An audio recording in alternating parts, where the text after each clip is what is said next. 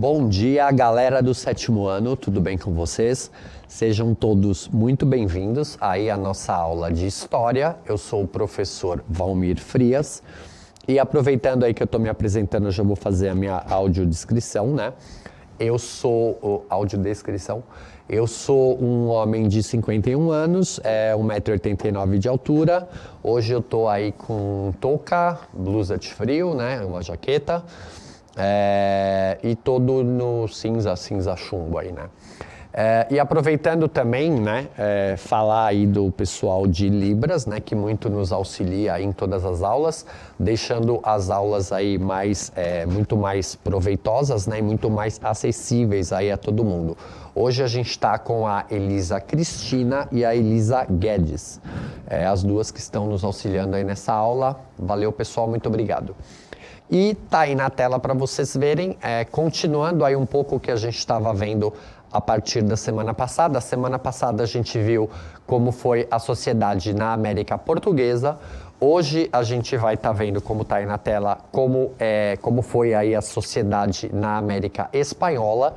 E aí na próxima semana a gente vai estar vendo aí como foi a sociedade na América Inglesa. Então a gente está vendo todos esses pontos aí e hoje a gente vai falar aí da América Espanhola. Agora, até para a gente ter aí o nosso respaldo, né, nosso approach aí pedagógico, tá aí na tela para vocês darem uma olhada, a habilidade aí do currículo paulista. A habilidade que a gente vai estar apreciando aí é a EF07HI10. E nela a gente vai analisar, com base em documentos históricos, diferentes interpretações sobre as dinâmicas das sociedades americanas no período colonial, comparando informações, argumentos e pontos de vista explicitados nos diferentes tipos de fonte. O objetivo é identificar a estrutura dos vice-reinos nas Américas. Vice-reino é como se dividia politicamente aí a América Espanhola, né? Também aí as resistências indígenas, invasões e expansão na América Portuguesa, mas o que está em negrito aí é o que a gente efetivamente vai estar vendo nessa aula de hoje. E também continuando, tá aí na tela já para vocês, mas vocês devem se lembrar aí que todas as aulas eu sempre começo aí com um questionamento, uma pergunta, né, para vocês. Então já está aí a pergunta, né? Você tem ideia de como era a sociedade existente na América Espanhola? Bom, na realidade, para responder essa pergunta, a própria aula vai nos responder, vai nos dar aí mais subsídios para a gente conhecer e entender melhor tudo isso. Mas como uma resposta, resumindo um pouco, né? Essa resposta que ela seria meio longa, mas está aí na tela para vocês a resposta, né? Era uma sociedade mais arcaica do que a nossa, na qual existia a escravidão, né, africana e também indígena. E a grande maioria da população era analfabeta, mas existiam também faculdades. Aí a primeira foi fundada em 1538, a Universidade de São Domingos, né, na ilha onde hoje fica a República Dominicana e o Haiti. E além disso, era uma sociedade também bastante estratificada, né? Bem dividida e com uma certa dificuldade em passar de um extrato, né, de uma camada para outra. Agora, uma coisa que é importante a gente falar, né, e é digno de nota aí, né, diferente da América Portuguesa, né, que depois se torna o Brasil, os portugueses proibiam que se existisse universidades aqui. E já os espanhóis, como a gente está vendo aí já no século XVI, né, pouco tempo aí após o próprio descobrimento da América e a colonização em algumas partes, eles já fundaram uma universidade. Depois disso, no século seguinte, a gente também tem outras universidades aparecendo, Universidade de Lima e tal. Ou seja, eles eram uma colônia, eles forçavam a coisa, né, por ser justamente uma colônia. Porém, tinha-se a ideia de que uma universidade não era algo que ia ser ruim, muito pelo contrário.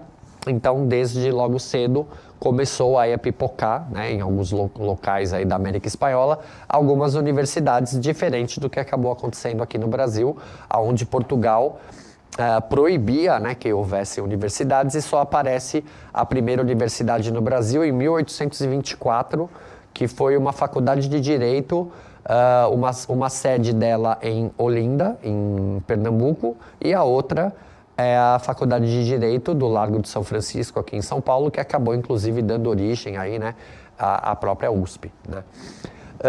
Pessoal, então, continuando aqui, né, Sociedade na América Espanhola. Então, vamos começar a falar dela, já está aí na tela para vocês.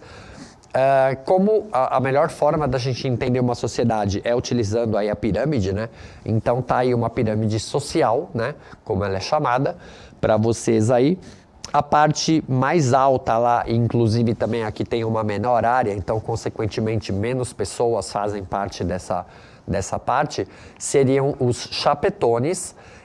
Eles são considerados, aí, eles têm esse nome até meio engraçado, mas chapetones eram como eram chamados aqui na América Espanhola, quem era espanhol, quem era efetivamente espanhol.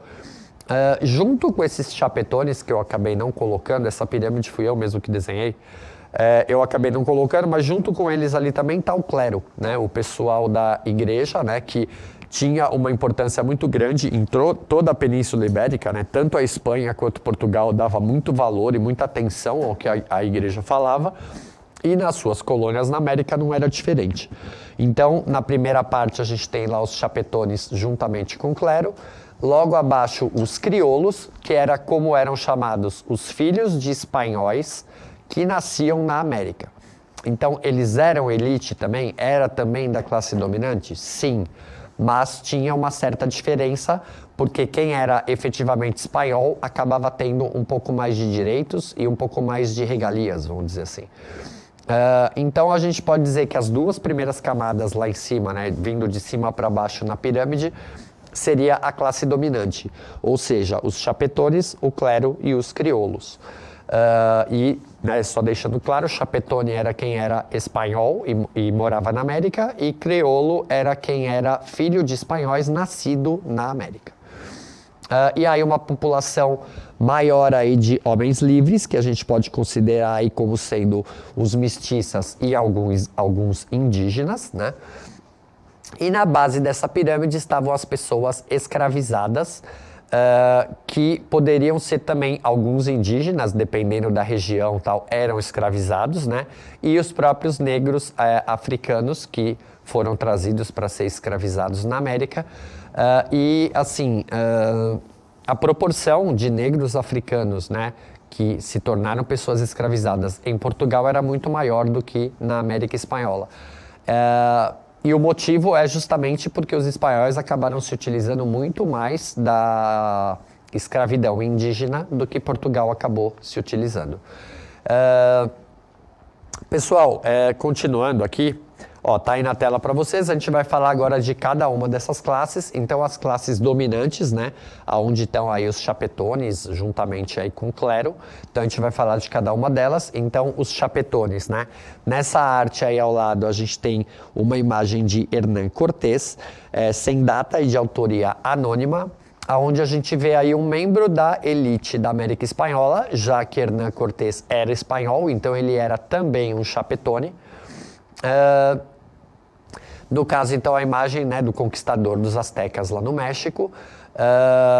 E como seus pares, ele detinha bastante poder aí nas colônias, né? Eles eram todos, na maioria, donos de terra, de grandes plantações, de minas e de casas nas grandes cidades, né? Eram também donos de pessoas escravizadas, em sua maioria indígenas, como eu falei, diferente do Brasil. Lá haviam mais indígenas escravizados do que negros escravizados, né? E no Brasil era o contrário. E eles trabalhavam aí, para eles, né, com as chamadas encomendas. Esse nome, gente, é uma forma de você escravizar sem estar dizendo que está escravizando. Então, a encomenda, eles pegavam alguns indígenas para cuidar das almas deles, né? Então, na verdade, é como se eles estivessem com aqueles indígenas para cuidar da catequização deles. Mas, obviamente, que não era esse o maior interesse deles. Eles acabavam pegando essas pessoas, mas para acabar forçando elas a um trabalho compulsório e efetivamente transformando essas pessoas aí em pessoas escravizadas, né? E eles eram, né, os chapetones, os reais mandatários aí da América Espanhola, inclusive os próprios vice-reis, né, dos vice-reinos que a gente vai ver daqui a pouco, eles eram todos dessa classe. Tá aí na tela para vocês também os membros do clero, então isso daí é uma ilustração do padre Santo Inácio de Loyola, a tela é de 1898, é de um autor anônimo, e aí a gente vê aí esse padre, né, Inácio de Loyola, que depois foi canonizado santo, ele é o fundador da Companhia de Jesus. Então ele é o grande chefe, o criador e o grande chefe da ordem religiosa, que ficou conhecida aí nas Américas, né, como os jesuítas. Então ele era uma pessoa que integrava aí o grande clero, né, na Espanha, mas também tinham pessoas um pouco abaixo dele que acabaram vindo com a Companhia de Jesus para cá e era considerado aí o clero nas Américas Espanhola, ou melhor, na América Espanhola. E aí, esses membros do clero, eles viviam numa luta com os colonos, né? Isso acontecia tanto no Brasil quanto na América Espanhola, aonde o motivo eram os indígenas, uma vez que os colonos queriam o físico dos indígenas, ou seja, para escravizá-los e colocá-los para trabalhar nas minas, tal, e em plantações e coisa e tal. E já os jesuítas, né, brigavam pela alma do indígena, já que eles queriam aí catequizá-los e trazê-los para a fé cristã. Continuando aí nas classes dominantes, tá aí na tela para vocês. Então a gente tem uma ilustração aí, né, ao lado, crioulos espanhóis, período colonial na América. Ela é de 1615, é de autoria de Guamán Poma de Ayala. E vemos aí um membro da elite, possivelmente um crioulo, possivelmente um descendente de espanhol nascido na América Espanhola, na tarefa aí de interter uma jovem dama que também quase com certeza, né, absoluta, ela também deveria ser crioula ou até mesmo uma chapetônia, aí, né, uma espanhola que morava aqui. Com seu violão, tal, cantoria, né? A questão das serenatas, tal, isso daí também acontece nesse momento. Eles eram aí parte da elite colonial, né? Os chamados crioulos, eram filhos de espanhóis que haviam nascido na América Espanhola e eram tidos aí como tinham muitos poderes, tal, só que eles acabavam tendo um pouquinho menos de poder justamente por essa questão de não nasceram na Europa, né? Não nasceram na Espanha, e sim na América. Continuando, pessoal, já está aí na tela para vocês, né? Os homens livres, mestiços e indígenas. Então, nessa foto, a gente vê aí duas indígenas da tribo Chinchero, do Peru. É uma foto atual, mostrando essas duas descendentes aí dos povos da região. Consequentemente, eles podem ser considerados aí descendentes dos próprios incas, né? Que estavam aqui no momento da conquista. E essa descendência ela pode ser encontrada, né, em traços aí, dos mais importantes moradores do Peru, os incas, como eu acabei de falar. Eles podiam ser mestiços, e em sua maioria eram comerciantes e artesãos, e podiam ser também indígenas, né, mesmo, né, como os muitos que prestavam serviço aí para famílias de espanhóis, estavam nas grandes cidades. Tinham poucos direitos políticos, mas gozavam de uma certa independência financeira, com algumas posses e às vezes boas fontes de renda. Então eles eram aí considerados, né, os homens livres, os homens comuns, ou como a gente chamaria hoje, uma espécie de classe média, né, aonde eles não são ricos, né, e detêm poderes políticos tal, mas também não são pobres e muito menos pessoas escravizadas. Então eles tinham ali o seu ganha-pão, cuidavam das suas famílias, tinham o seu próprio negócio e por aí vai. Pessoal, aí na tela para vocês as pessoas escravizadas, então no caso da América Espanhola, indígenas e negros, africanos. Os colonos aí de origem hispânica administravam indígenas que trabalhavam para eles em plantações, né, nesse regime de encomenda. Os indígenas eram escravizados por esse espanhol, no caso um chapetone, ou às vezes um próprio crioulo, né? Ficavam trabalhando para ele por tempo indeterminado, então quer dizer, ele, na verdade, efetivamente, ele não ia ficar um período, ele acabaria ficando praticamente a vida inteira. Uma vez que o espanhol poderia se utilizar do seu trabalho, já que estava catequizando o indígena e trazendo ele para as fileiras aí da Santa Madre Igreja. Grande parte dos indígenas eram escravizados por esse regime de encomienda, onde um grupo de indígenas era entregue aos espanhóis para trabalharem para eles em troca de abrigo, comida, proteção e catequização católica, que é o que eu já tinha explicado para vocês. Existiam aí também negros escravizados, mas era um número bem menor.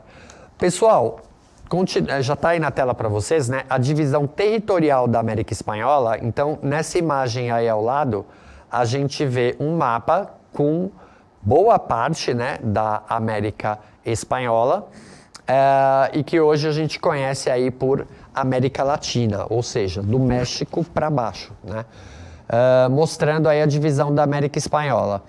Então, pessoal, nessa tela está bem explicativa, né, de como que era essa divisão, e na realidade a gente tinha aí 4 vice-reinos. Um era o vice-reino da Nova Espanha, que é aquele lá em cima que está em roxo e que é hoje em dia o atual México. O vice-reino de Nova Granada, que seriam as atuais Colômbia e Panamá. É aquela parte rosinha ali no norte da América do Sul.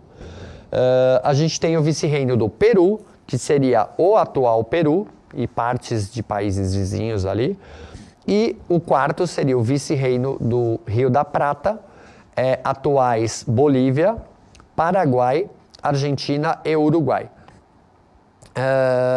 E a gente tem também 4 capitanias gerais, que eram pontos onde eram importantes para questões relacionadas à defesa, né, relacionadas à parte militar, digamos assim, desse enorme território que era a América Espanhola.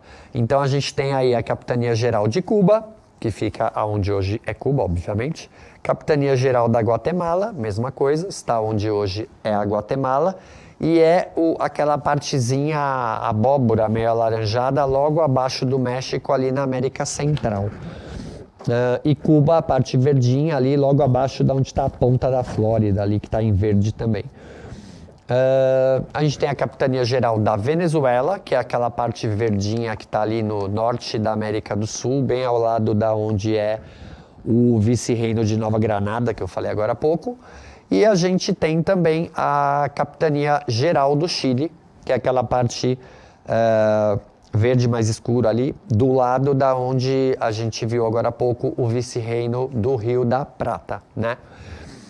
Pessoal, essa divisão entre vice-reinos e capitanias gerais para a América Espanhola foi importantíssima para conseguir, né, para conseguir administrar esse território enorme, né? E também acabou sendo importante após a independência, porque essa divisão entre vice-reinos e capitanias acaba sendo uma divisão que, bem ou mal, acaba sendo mantida.